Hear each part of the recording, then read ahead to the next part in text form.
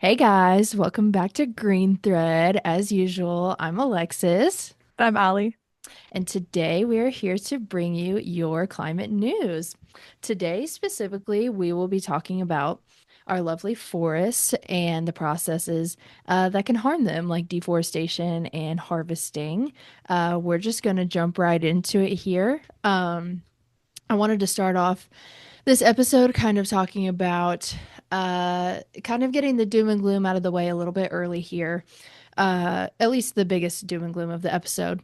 So, in the United States, our current president has on March 1st, so a couple weeks from when the day of recording this, he has signed an executive order to bring timber production to the United States to limit foreign uh, trade and foreign goods, to just limit it to domestic production. Now, I don't, as an environmentalist, I'm about to just get real passionate here, y'all. As an environmentalist, as a scientist, as someone who loves nature, I don't like the sound of that. I don't know what that means for our economy or, oh, that'll be great for such and such. But for the world that gives us life and air to breathe, it is not very good. So I actually went to whitehouse.gov, the facts of what it says he is going to do.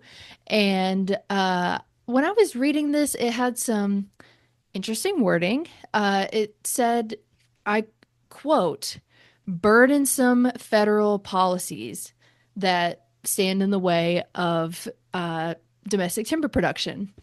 And I found this really interesting because I'm like, well, what is burdensome about wanting to protect our forests? Nothing. So, yeah, I'll climb down off my soapbox. Let me calm down, take a deep breath. But this is very, very concerning because not only there's a million things I could say right now about why this is concerning, but the main concern is we have these protections in place for a reason, and when we start taking those away, we are not going to have land to protect anymore. If we just start going at it and chopping down our forests, and yeah, it is a crazy time to be in right now as an environmentalist. But that is what's going on. If you were not aware, if you were not informed, that is the most recent update that we have on that as the date of recording.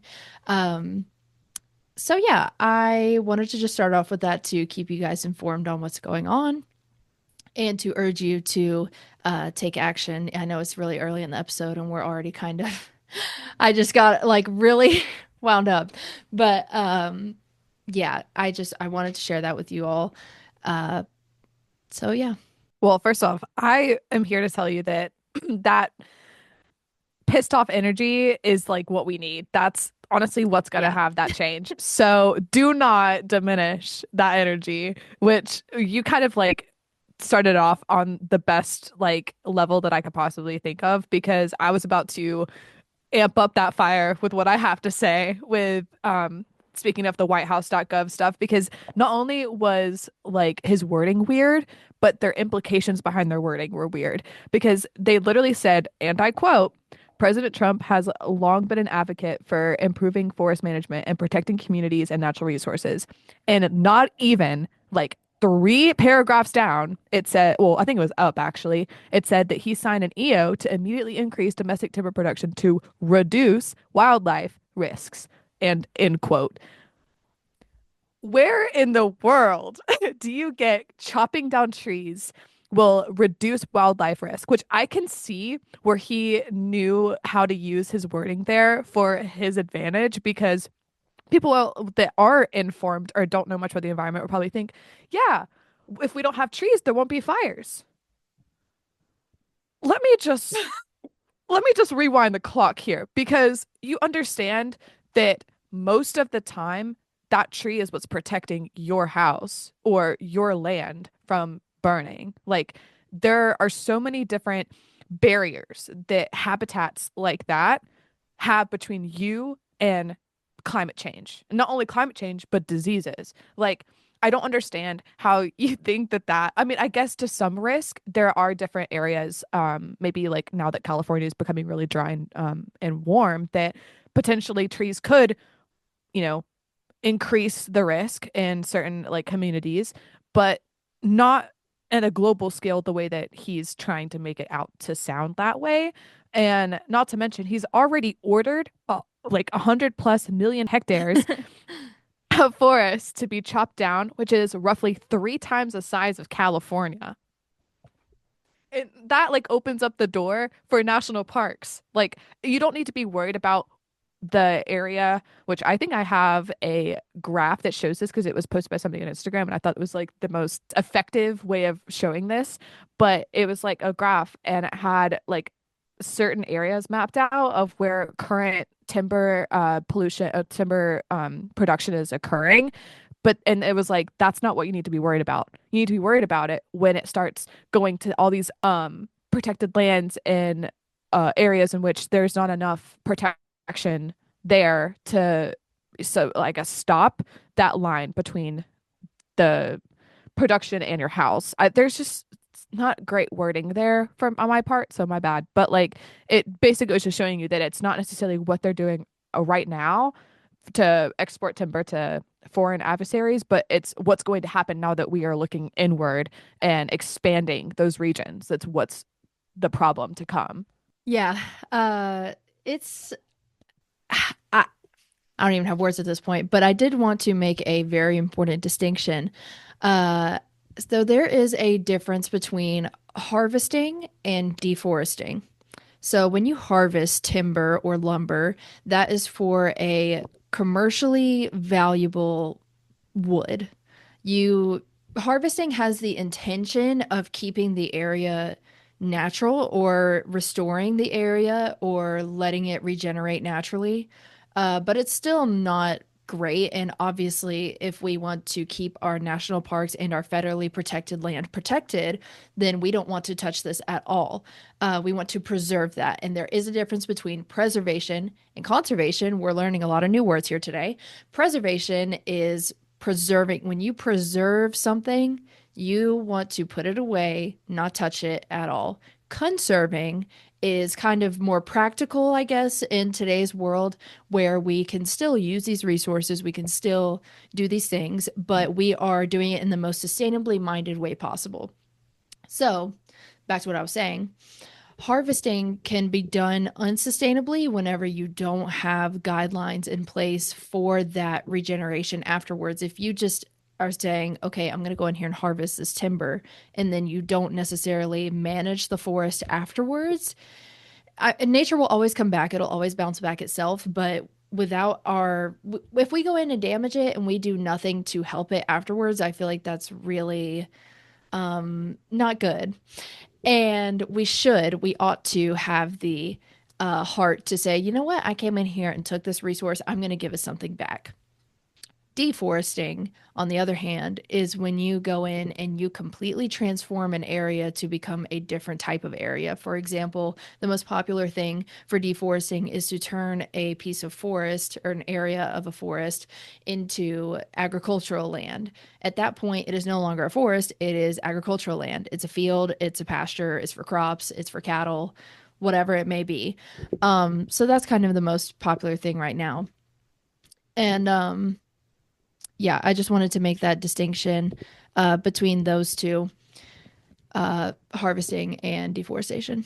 No, it's really important that you did make that distinction because a lot of people do kind of like warp the two together, or often get really, really scared when they see like deforesting, because they assume the worst, or vice versa, sorry, with like timber. Um, but at the same time, that like gray area with agriculture can always it has its own implications and its own like problems and to why it's like leading into climate change amplification. But um, I 100% agree, and you made it some really great points, especially considering like we're talking about like preservation of what we already have and not conserving what we've already lost or what we're like in act of like losing, which I guess come back in like 5 months and we might be talking about conservation then, which is really, Hmm. really awful. But for right now, we're like, no, we're talking about keeping what we have already been keeping. And to put this into like a realm, maybe like more of a global scale, because until a month ago or like less, you're talking about a couple weeks ago, it did more like pertain to the global scale.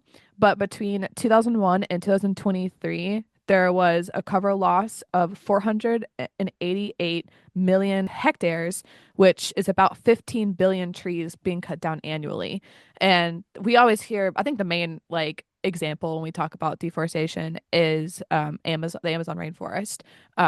It's been subjected to so many different like backlashes of deforestation, especially now, because I believe and do not because I will put the source on the screen for those who are viewing and in the description for those who are listening.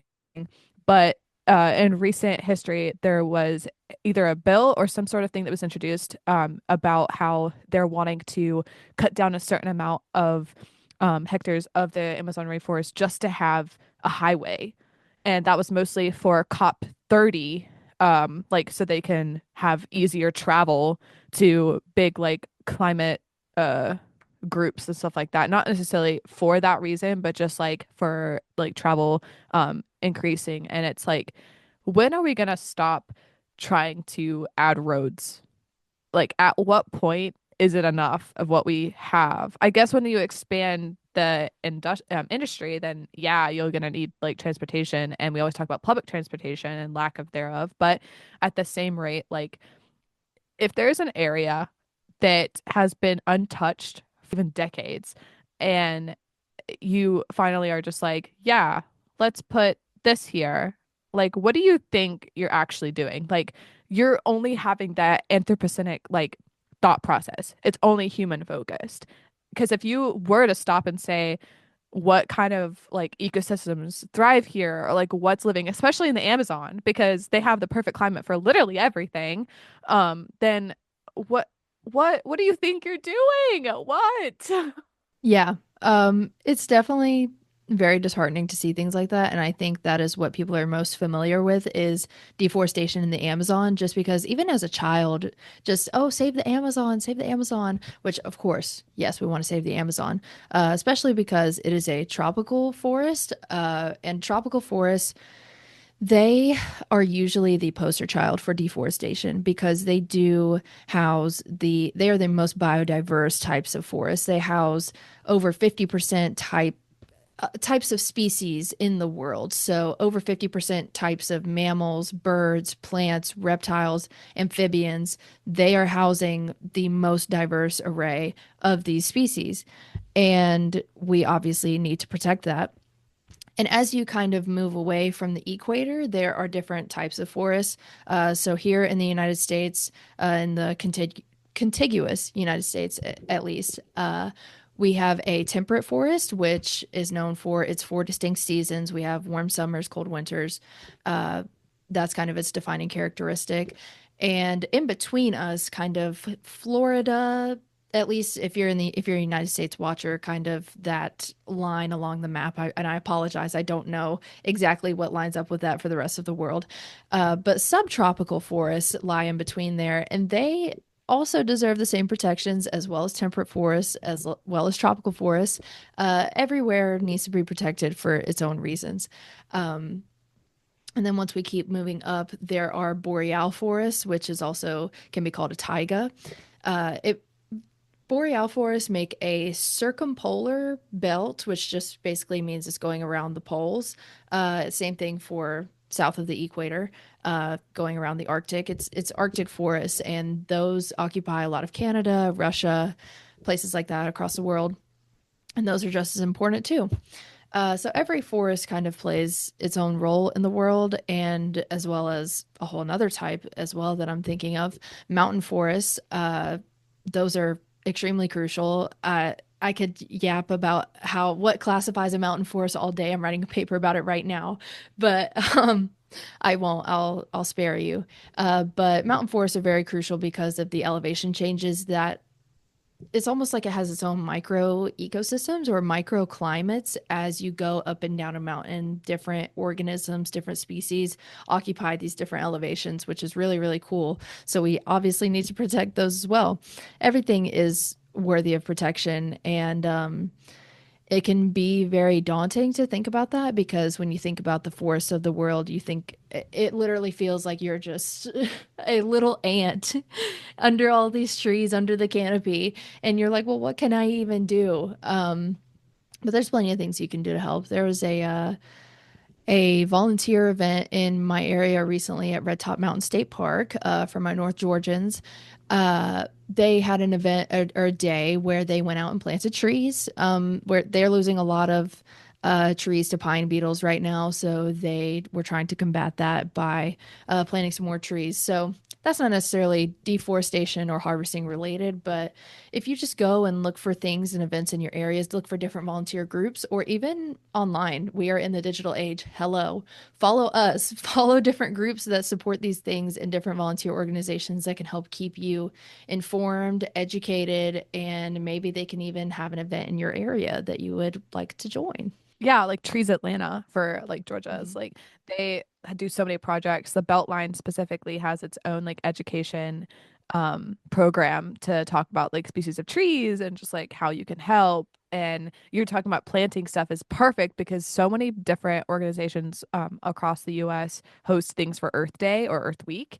And they always tend to focus on like planting, whether it be just like little flowers and pots that biodegrade into the earth or just like maybe even talking about um grasses and just like any kind of like native plant, and that includes trees, and those are like super important as you're like going up the scale there. And as you were talking, I was like, wow, it really does put into scope of like how small we can feel in the grand scheme of like this issue. And I guess I don't really think about it that much because I'm just so like head focused on it, and I'm like, what can I do? What can I do? Rather than like kind of scaling it back and be like, there's not a lot that like comes to my mind when I first think about it. It just like it's there. But regardless, my point being that it can seem like, okay, so but what why does all of this pertain to me? Like what why am I supposed to be like thinking about this? Because they might just thinking about it as the economic value, like you were mentioning briefly in the beginning. Like it might not be a like passion, more like a monetary value. And why this can be important is because as forests get like cut down and as different areas of land become deforested or habitat fragmentation, that has a whole other implication, especially for wildlife. Um, but forest loss equals biodiversity loss, which like equals lack of barriers between us and diseases, as I briefly mentioned, which I think if we were ever to talk about wildlife decline of any sort, including trees, it always has to be like linked to human health for some reason. Which I can also, for this particular example or topic, I can link my study that I did for a project a couple years ago that kind of literally directly linked the two, and it had all the stats and everything if you wanted to go and like look at a visual versus like an actual article. I linked that below. But as of what I remember that I found, it was like a lot of different medicinal uses, and that comes from both trees and plants. Was that one of the main reasons why people overexploited forests? But now we're talking about timber and current economic value, and that's where I'm like, it can become super gray. But also, like, how do people hear that we're starting to look inward on our own capita, like, oh, capital value, and say, oh, that's a good thing? And because they might not know how the system works. Like, yes, some things that are manufactured here or harvested here might be beneficial for our own pockets, but overall, there are other areas, and like, yes, global deforestation is one thing. So I don't want to sit here and act like or sound like I am trying to say go global deforestation because that's horrible. But what I'm more trying to talk about is like once we're looking inward and starting to realize that we're expanding our own interior barriers of between us and our native and public lands, that is where it becomes an issue because we are now knocking down what we have left as our lungs of the US, as I like to say, especially when we're talking about like Cop City being one of our like big issues in Atlanta.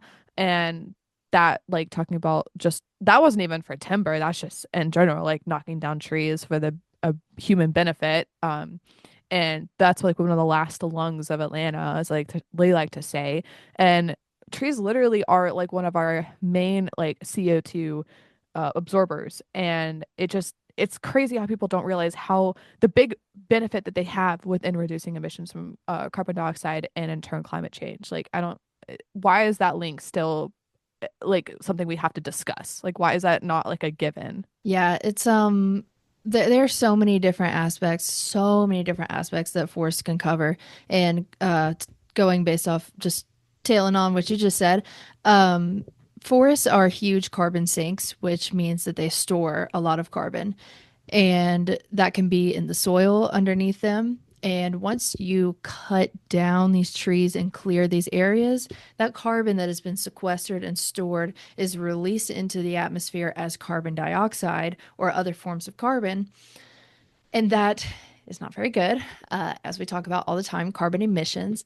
Uh, we don't want that in our atmosphere. It is extremely harmful to just be releasing tons and tons and tons of this at a time. So when we start knocking down millions of hectares of our own forests and releasing carbon into our own atmosphere, that can be very problematic very quickly.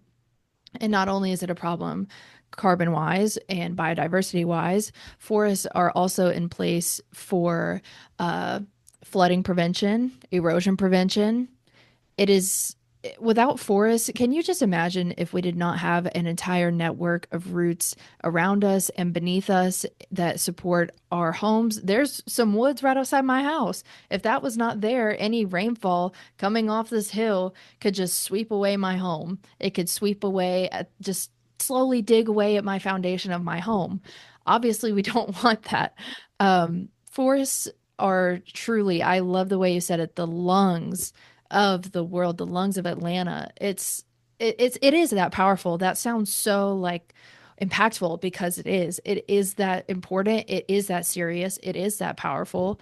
Um, yeah, forests are truly a major player in the health of us and the health of the world. Yep. And for some reason, people just still don't like connect that dot. And that's what I was trying to like make as my point in my ramble, because this is one of those things that fires me up as well. Um of like, this is why it's important for you, and why we have to think of it as why it's important for us. I'll never understand. Truly never understand. Because I think you mentioned in like one of our previous episodes about how like humans are not the first thing that should be on our mind. It should be our planet. And that's what I like to stand by. I will put my, this is my right hand. Good. Yes. My right hand to um solemnly swear that I will always feel that way, because if we don't, then when you were talking about like what if we didn't see trees, that's literally Wally. Like, it's just genuinely Yeah. what happened. There was nothing there and it was gross. And I think anybody who watches like dystopian movies or anything that's like post-apocalyptic that shows the degradation of tons of like forests and natural resources, like, they can agree that it does not look pretty and it does not feel happy, and it feels sickening, and you feel like the air you breathe is toxic. And that's exactly what happens. It's exactly what we're trying to stop, and why it's important that,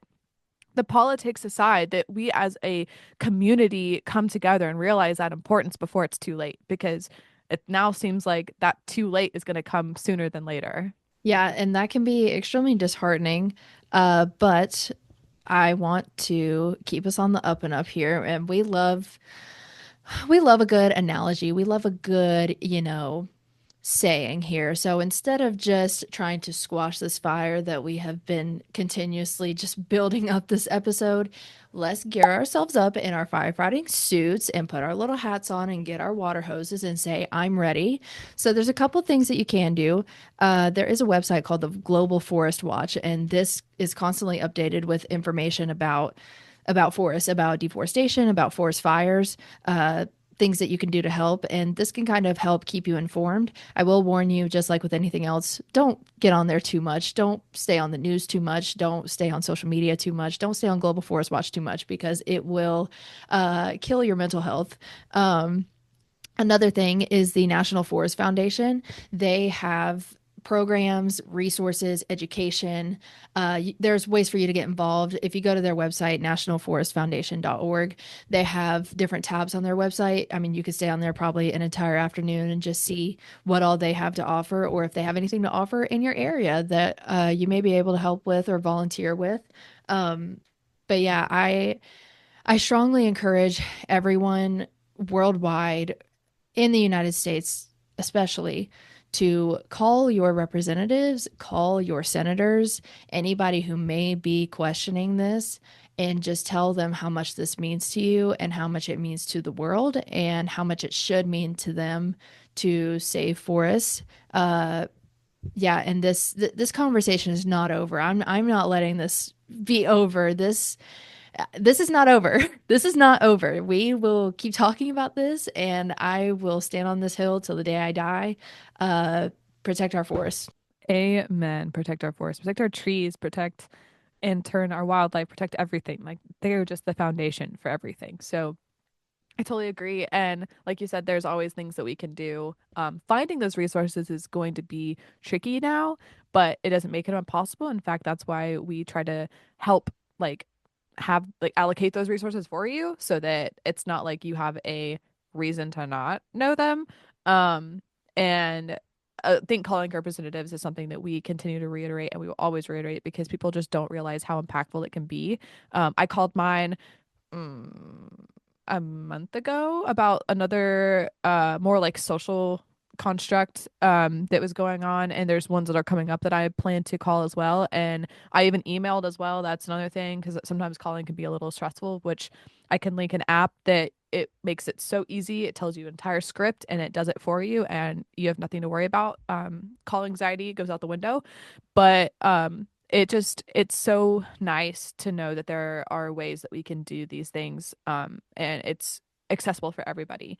And yeah, but that's all that I really have to say about it. Like you said, we will talk about this. We will continue to yap your ear off about it because we enjoy it, but also that's what we have to do. I mean, that's change does not happen in a day. It happens over time and it happens with knowledge. Knowledge is literally key. Yes, knowledge is power. And one more note about your legislators and your representatives and senators. I visited our capital recently. The best form of communication with your representatives and your senators is to go to your state capital and request a meeting with them. There is a website that you can go to. You can find your legislators, you can find your senators by state, and you can go to the Capitol. At least in Georgia, the public, it is open to the public, y'all. That may make it seem like it's not, but it's open. You can go and you can talk to them. You can request a meeting with them. And is it kind of hard to get sometimes? Yeah. But I was able to talk to my representative about an important bill that was being talked about in committee about the Okefenokee Swamp. And it was, it felt so powerful to truly use my voice and have that conversation with someone and to really feel like I was making a difference in real time by having that conversation instead of waiting on an email or hoping they pick up the phone, which obviously not everyone can go out in person. I totally understand that. And I can't do that every day. So yeah, definitely call, email, do whatever you can to push these things and keep learning, keep pulling on the thread and keep caring. Caring is cool. And we'll see you next time. See you next time.